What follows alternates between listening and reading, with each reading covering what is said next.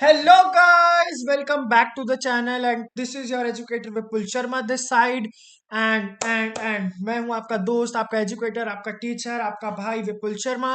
And आज हम लोग बात करने वाले हैं किस बारे में? किस बारे में बात करेंगे? आज हम बात करेंगे, बट किस बारे में आपको क्या लगता है? आज हम बात करने वाले हैं कि आपके एग्जाम्स बहुत बहुत ज्यादा नजदीक है, बहुत ज्यादा मतलब सर पे आके खड़े हैं।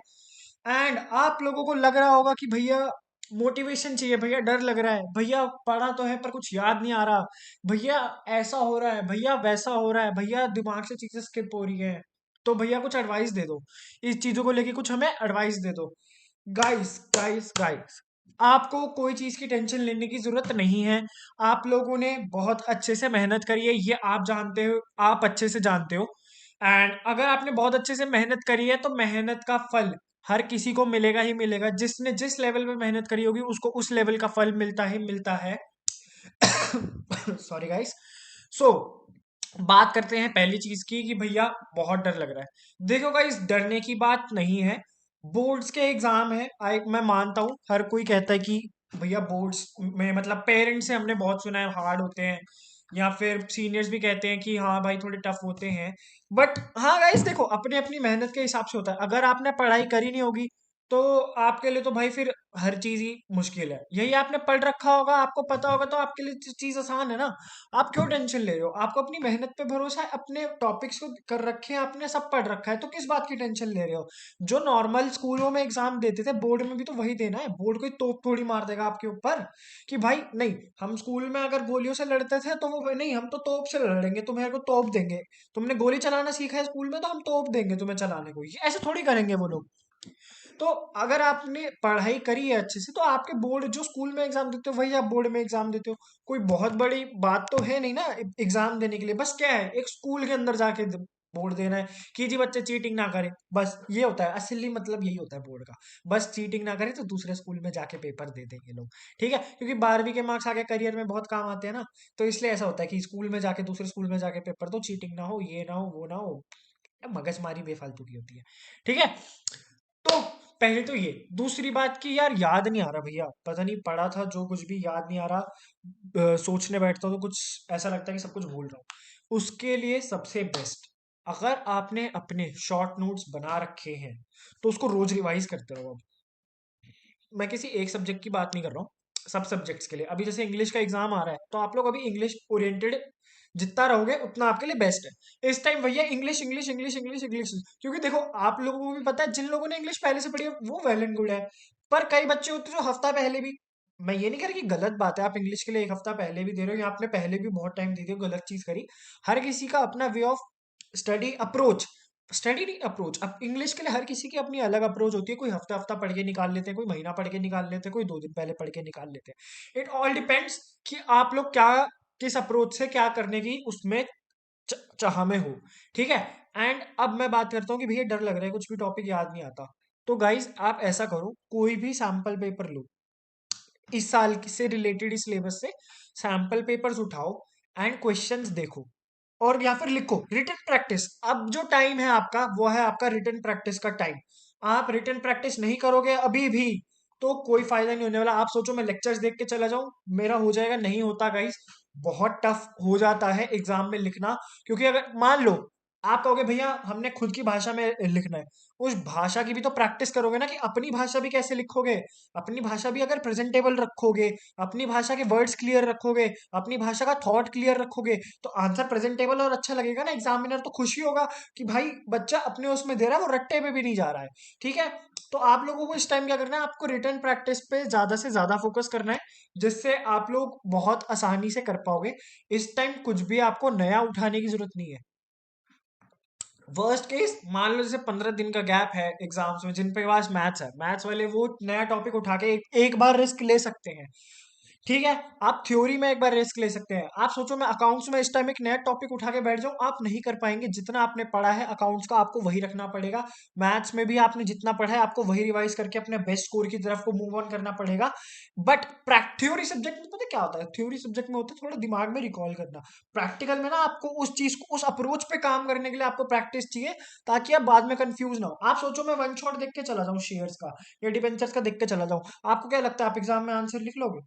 अगर आपने वो टॉपिक आज तक पढ़ा ही नहीं, आप वन शॉट देख के जा रहे हो उसका, आप वो टॉपिक लिख के ले लो मेरे से, नहीं सॉल्व कर पाओगे। क्या होगा लास्ट में? आपका टाइम वेस्ट होगा। आप पहले पेपर देखोगे, पेपर खोलोगे, आपने शेयर का क्वेश्चन देख लिया, आपको लगेगा आता है, आप करने बैठोगे आप कर ही नहीं पाओगे। रियल लाइफ एग्जांपल है, मेरे साथ ऐसा हुआ है। मैं वन शॉट देख के चला गया, मैं एग्जाम में बैठा, मेरे को सब आंसर ही नहीं आ रहा कि भैया लिखना कैसे है ये वाला, मुझे पता ही नहीं।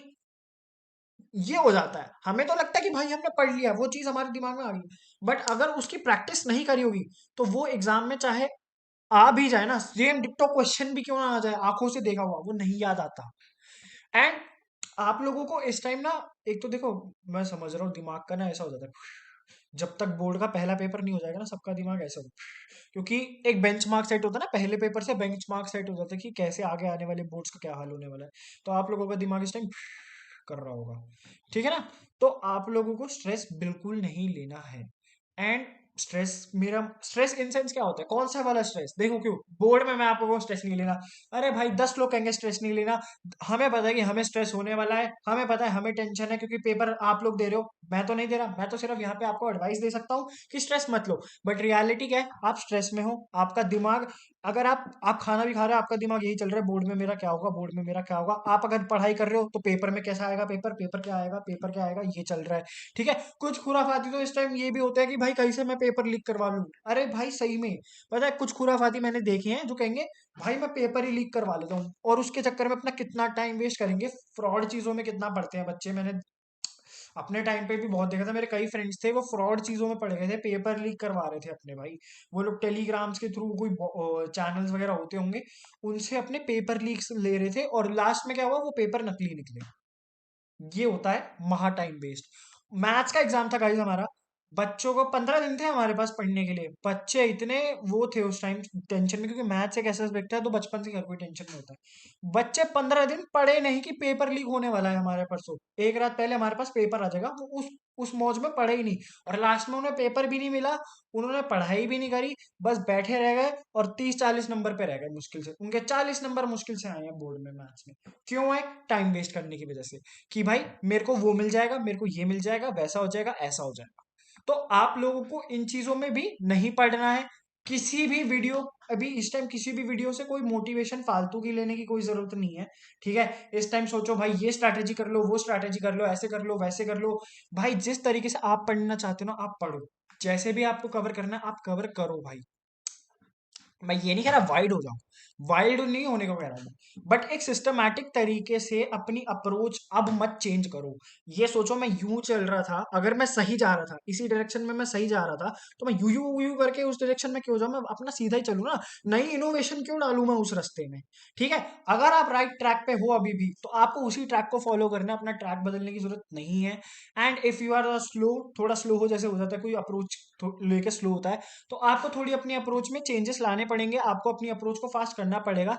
एंड इस टाइम अभी किसी को मैं क्या कह दूं कि भाई अभी तुम ये पढ़ के चले जाओ, एक हफ्ते में ये हो जाएगा, ये हो जाएगा, वैसा हो जाएगा, कोई मतलब नहीं है इन बातों का। मैं यहाँ पे बात करता हूँ स्कोर अच्छा करने की, ठीक है, मैं यहाँ पास होने की बात नहीं करता। पास तो हर कोई हो जाएगा यार, बोर्ड्स में पास होना आसान है। अब आसान है, पहले बहुत हार्ड होता था। लाइक जब 2015 से पहले, नहीं 15 छोड़ो, 1918 के अराउंड भी बोर्ड्स में पास होना थोड़ा बोलते थे कि हाँ भाई परसेंटेज स्कोर करना थोड़ी बात होती है, बट नाउ टाइम्स अब उस चीज को लेके थोड़ा लीनियंसी आ गई है।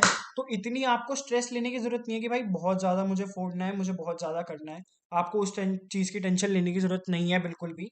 एंड मैं बढ़िया चीज बताऊं भाई, नो स्ट्रेस नो कुछ, जो आपको जैसा अच्छा लगे आप कर दो। पेपर आपका है, आप आराम से दे लोगे, मेरी बात मानो। इंग्लिश का एग्जाम है आपका 22 को है आई गेस, मैं डेट शीट को लेकर कंफर्म नहीं हूँ। इंग्लिश का एग्जाम है, इंग्लिश का एग्जाम देके आओगे, मक्खन एग्जाम निकलेगा। कोई चिंता नहीं है, कोई कुछ नहीं है, यू केक वॉक होगी आपके लिए एकदम। कोई टेंशन लेने की बात नहीं है। अगर आपने अभी तक इंग्लिश भी नहीं पढ़े और अब भी शुरू कर रहे हो, नॉट वो कि बहुत बड़ा घाटा नहीं है, अभी भी शुरू करोगे हो जाएगा। क्योंकि इंग्लिश एक ऐसी चीज है जो ग्रामर एंड नोटिस राइटिंग हम 8th 6th स्टैंडर्ड से करते आ रहे हैं। सो चीज वो चीज तो नहीं चेंज होने वाली ना, बस थोड़ा लेवल बढ़ जाता है। तो मैं इस टाइम उसी की आपको एडवाइस दे रहा हूँ कि आपको इस टाइम बस रिटन प्रैक्टिस पे ध्यान देना है। आपको और कुछ नहीं करना, रिटन प्रैक्टिस पे ध्यान दो। जो रिकॉल नहीं हो रहे, टेंशन हो रही है, तो क्वेश्चन सॉल्व करो। क्वेश्चन सॉल्व करने से कॉन्फिडेंस बढ़ाओ थोड़ा अपना। एंड शॉर्ट नोट्स, जो भी आपने अपने शॉर्ट नोट्स कहीं से भी बनवाए हो, चाहे बीसीएल के शॉर्ट नोट्स हो, कहीं से भी हो, वो सारे आप प्रैक्टिस करना शुरू कर दो। एंड फटाफट कॉन्सेप्चुअल कॉन्सेप्चुअल क्लैरिटी आपको अगर अपनी चेक करनी है तो एमसीक्यू सॉल्व करना शुरू कर दो। हम जैसे ब्राइट कॉमर्स लर्निंग के टेलीग्राम चैनल पे भी हम हर रोज इकोनॉमिक्स इन सबके वो डालते रहते हैं एमसीक्यूज। तो क्विक एमसीक्यूज आप लोग सॉल्व कर सकते हो। ये मैं स्पेसिफिक नहीं कह रहा कोई सैम्पल पेपर ही उठाओ, कहीं से भी कुछ भी एमसीक्यूज उठा लो एंड उनको सॉल्व करो। कि आपको पता चल जाएगा कि मेरी कॉन्सेप्चुअल क्लैरिटी है या नहीं। बिजनेस स्टडीज के लिए केस स्टडीज को सॉल्व करना शुरू कर दो, उनके एमसीक्यूज को अप्रोच दो। जो बेसिक मेन टॉपिक है वो तो बच्चा बच्चा जानता है कि जो आने ही आने हैं, जैसे एक चैप्टर में से उन चीजों को लेके आप शुरू करो। आपको अपने आप पता चल जाएगा कि मेरी स्टैंड अलोन पोजीशन इस टाइम क्या पे है। और अगर आप अपने प्री बोर्ड्स के स्कोर को लेके अपने आप को बोर्ड्स पे जज कर रहे हो तो आप बहुत गलत कर रहे हो। मैं ये नहीं कह रहा कि बोर्ड में स्कूल टफ बनाता है, इंटेंशनली फेल करते हैं, क्या करते हैं, ये सब बातें करने के लिए मैं यहाँ नहीं आया हूँ। आप बट अपने आप को जज मत करो अभी कि आपका प्री बोर्ड स्कोर क्या था। आप बोर्ड्स में आराम से फोड़ लोगे, कोई टेंशन वाली बात नहीं है गाइस। मैंने अपने बोर्ड के टाइम पे देखे थे, मैं बच्चे हमारे यहाँ पे 30-30 नंबर लेके आते थे फाइनल अकाउंट्स का। मैं अकाउंट्स की मैं अपनी बात करूंगा जैसे, तो अकाउंट्स का मेरा जो प्री बोर्ड 3 था, उसमें मेरे क्लास की एवरेज ही 50 नंबर गई थी। कि 50 नंबर की एवरेज थी और हाईएस्ट मेरा ही था। बट फिर भी जो एवरेज थी वो बहुत कम गई थी, मतलब बच्चे बहुत ज्यादा फेल हो गए थे। एवरेज 50 थी एंड हाईएस्ट मेरे थे 72। तो वो पेपर भी बहुत टफ था। बट ये है कि आप लोग बहुत आराम से कर सकते हो। कोई आपको टेंशन लेने की जरूरत नहीं है, किसी भी चीज का स्ट्रेस लेने की जरूरत नहीं है। आप आराम से वो चीज कर सकते हो, ठीक है। आप लोगों को बस क्या करना है, प्रैक्टिस शुरू कर दो अभी, रिटन प्रैक्टिस, और कुछ नहीं।